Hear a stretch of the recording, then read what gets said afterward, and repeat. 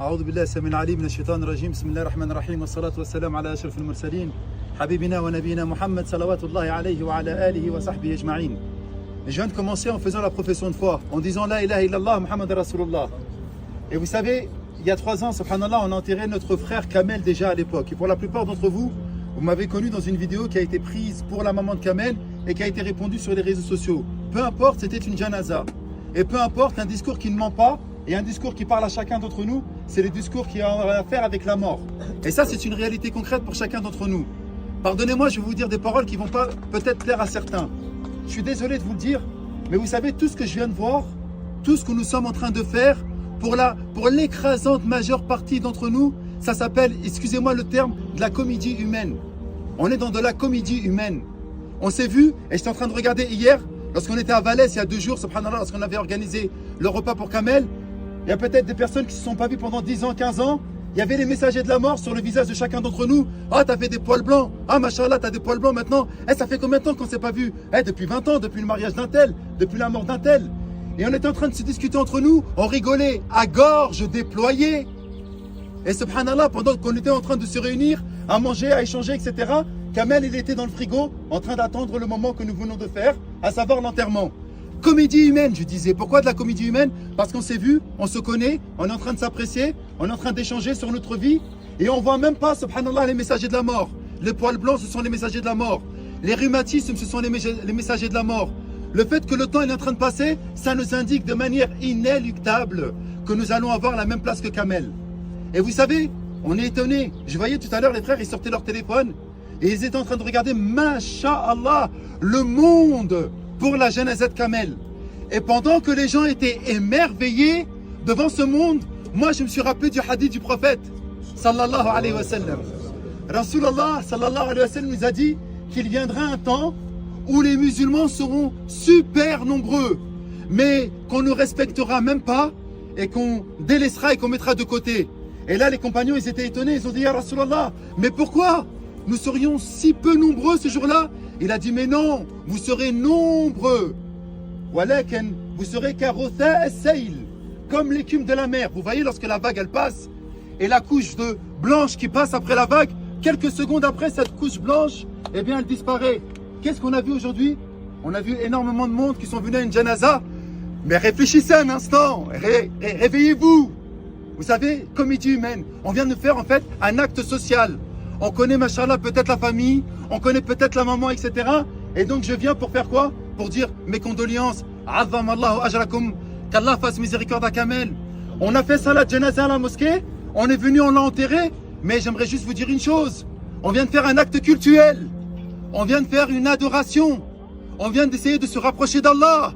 Le prophète, alayhi salatu salam, il a dit que lorsqu'on vient enterrer un mort, on a l'équivalent de la montagne de Uhud, de Hassanet. Masha'Allah, la montagne de Uhud. Pour ceux qui sont partis à Médine, là où est enterré notre prophète Mohammed, c'est immense. Mais vous savez, c'est quand qu'on aura cette montagne de Uhud? Lorsqu'on aura la base, au moins les 5 prières quotidiennes. Il y en a beaucoup qui ne prient même pas parmi nous les frères. Et on vit comme des non-musulmans. Et regardez notre mode de vie, comme des non-musulmans. Mais on va être enterrés comme quoi? Comme des musulmans. Lorsqu'il y a un mariage, viens l'imam, viens le barbu, viens nous réciter un petit peu de Coran. On veut se marier comme des musulmans. Mais lorsqu'on vit, on vit comment? Dis allô, j'ai un divorce, ma femme ça va pas. Lorsqu'il y a une naissance, viens, fais-nous l'invocation pour le nouveau-né. Fais-nous dua pour que tu puisses être quelqu'un de bien. Pourquoi on appelle les barbus? Pourquoi on appelle les musulmans? Ah, t'es relou, Mehdi. Toujours le même speech, toujours les mêmes bêtises que tu nous racontes. Ouais, pour la plupart d'entre vous, c'est des bêtises. Pourquoi je vous dis ça? Il y a une dichotomie en chacun d'entre nous. Et je m'inclus avec vous. On a un côté où on se dit je suis musulman. Il faut que je sois enterré dans le carré musulman. Il faut qu'on prie sur moi salat el-janaza. Je veux avoir des musulmans qui vont prier sur moi.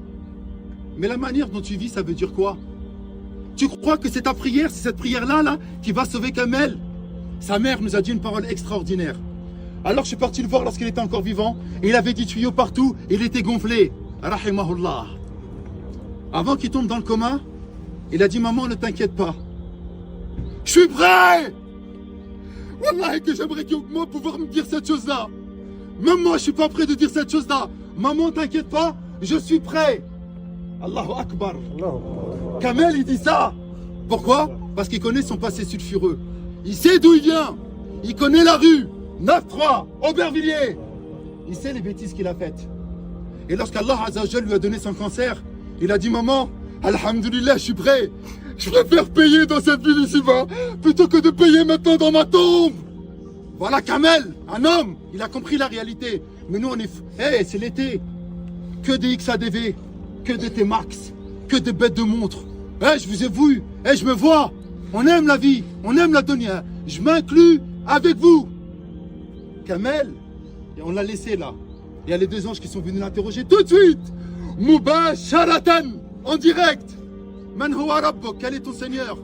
Il y en a qui vont dire XADV, XADV, T-Max, T-Max. Four. Pourquoi? Parce que même si on l'enterre comme un musulman, même s'il y a des musulmans qui sont venus prier sur lui, comme tu meurs, comme on te ressuscitera. Kamel, il a dit, je suis prêt, maman, t'inquiète pas. Et Wallah, chaque fois je parlais avec sa maman, et je lui dis, vous êtes forte, maman. Vous êtes forte, madame, comment vous faites? Elle a dit, j'ai vu mon fils, il était prêt, il était apaisé. Alhamdulillah. Wallah, qu'on devrait être tous, et espérer tous, être prêts pour la mort. Kamel, t'as un cancer, tu souffres.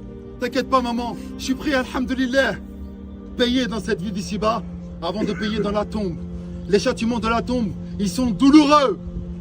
Des châtiments de la tombe qui font peur. Mais nous, on est venus, encore une fois, comédie humaine.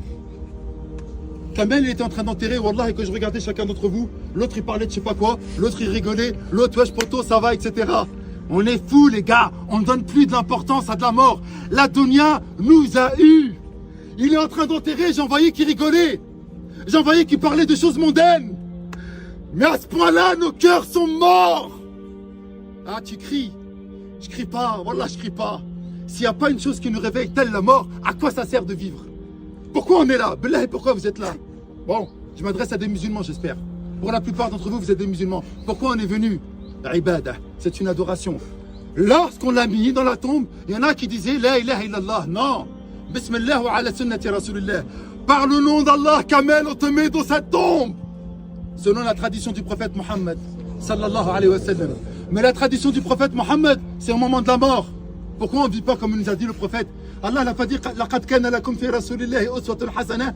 Vous avez en exemple du prophète le plus excellent des modèles. Hein? Il est où le modèle? Des rappeurs, des influenceurs, des joueurs de foot, des gens qui ont gagné beaucoup d'argent. Eh les gars, ne confondez pas réussite et bonheur. Le bonheur n'est pas dans le bien matériel. Le bonheur, c'est comme il est mort Kamel. Je suis prêt. Allahumma ja'alna ya Rabbi min haoula. Oh Allah, fais en sorte que nous puissions être prêts également. Kamel, il vient d'être enterré. On va lui poser ces questions-là. Autre chose également. C'était un très bon ami à Kamel d'il y a 3 ans. Il n'est pas mort du Covid, il est mort d'une crise cardiaque. Lorsque, dans une tradition, un mort il arrive, et lorsque ce mort-là il est bon, les autres morts ils viennent l'interroger. Comment va un tel? Comment t'as laissé ma maman? Comment t'as laissé un tel? Eh, vous savez quoi? Vous êtes venus nombreux. Vous êtes venus, masha'Allah, parce que vous l'aimez tous. Et c'est vrai, toujours souriant. Comment t'as connu Kamel? C'était mon frère d'armes, à la mosquée. Salat al-Subah, à côté de moi. Il ne ratait pas une prière. Il savait qu'il avait ce rendez-vous inéluctable. Pourquoi nous on va pas à la mosquée? Et pourquoi nous on prie pas? Parce que la mort c'est un conte de fées. Parce que la mort c'est des histoires. On n'y croit pas les frères. Je suis désolé de vous le dire. C'est l'été, il fait beau. Les filles, machallah, elles se sont mis belles.